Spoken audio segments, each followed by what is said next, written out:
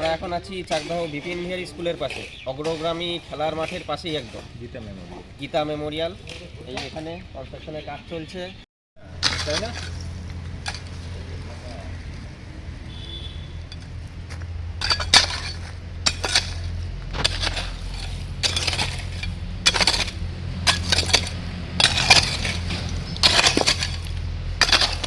তুমি সরাতে থাকো, যদি আরও থাকে আমি দাঁড়াচ্ছি, অসুবিধা নেই। বলছি দাঁড়াতে থাকলে আমার সাদাটা থেকেই ইয়ে লাগে, দুটো আছে, একটা ডানাটা আর একটা ওইটা। সাদাটা কি বলতে পারলাম।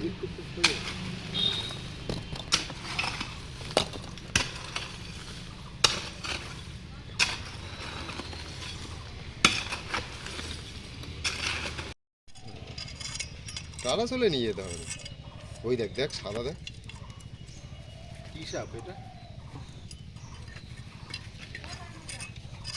দাঁড়াও দাঁড়াও দাঁড়াও, ওদের ধরাটা হয়ে যাক। হ্যাঁ হ্যাঁ, ওই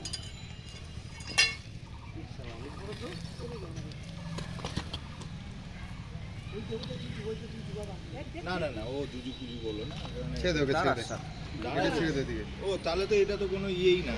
না, এটা সম্পূর্ণ নির্বিষ দারাস সাপ, ইন্ডিয়ান র্যাট স্নেক বা দারাস সাপ।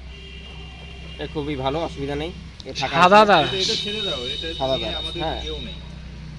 এটা দারাস সুন্দর ছেড়ে একটা আর- দারাস সাপ। আর একটা কি আছে সেটা দেখা দেখা। কিন্তু অত সাদা লাগছিল তখন দুধের মতন। তাহলে আরেকটা আছে হয়তো। হ্যাঁ দুটো আছে, এটাই তাহলে ওরকম সাদা হয়ে গেছিল। এটাও তো দাঁড়াস, জোড়া সাপ। তো বাচ্চা এখানে ছেড়ে দাও, এই দিকেই ছেড়ে দাও, দূরে করো না। এটা মেল, এইটা মেল, হ্যাঁ ওইটা ফিমেল। ওটা মেয়ে ছিল, ফিমেল। হ্যাঁ, এইটা এটা male। ছেলে, এটা মেলটা। একদম জোড়া দারাস, একটা তো ছোট সাইজ, এটা ব্রাউন কালার। এটা ড্যাকুরিয়ামে পুষবা। চলো আমি থেকে খাটনি করে এসে দারাসটা এই যে লেজ দিয়ে মারলো, এই তুমি আমার লেজ দিয়ে লেজ, ঠিক আছে? না না, কামড়ে নাকি লেজ দিয়ে মারলে না হয়। না না, তাহলে আমার হাত পচে যাবে, ঠিক আছে? তোর কিছু সামনে হবে না দিন সেটা আমি সামনে জানি। দিন এসে হাত দেখিয়ে যাবো, তোর সমস্যা কিছু নেই। হবে না আমি জানি। সব মিছে কথা, দারাস সাপে লেজ দিয়ে বাড়ি মারলে কোনো কিছু হয় না।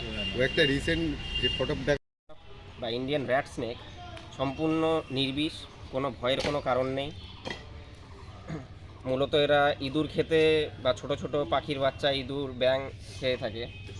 ইঁদুর খেয়ে ফসলের প্রচুর ক্ষতি করে ইঁদুর, সেই ক্ষতিকারক ইঁদুর খেয়ে চাষিদের উপকার করে, ফলে এদেরকে কৃষকের বন্ধুও বলা হয়।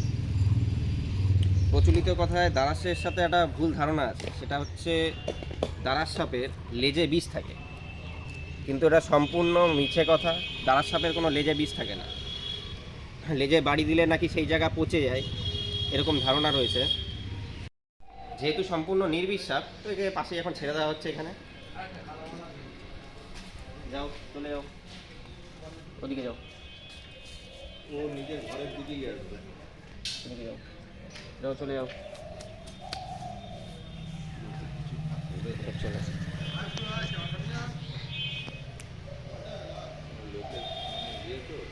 নির্বিষ সাপ, এটাকেও ছেড়ে দিতে হবে। জোড়া দারাস এখান থেকে পাওয়া গেল। যাও।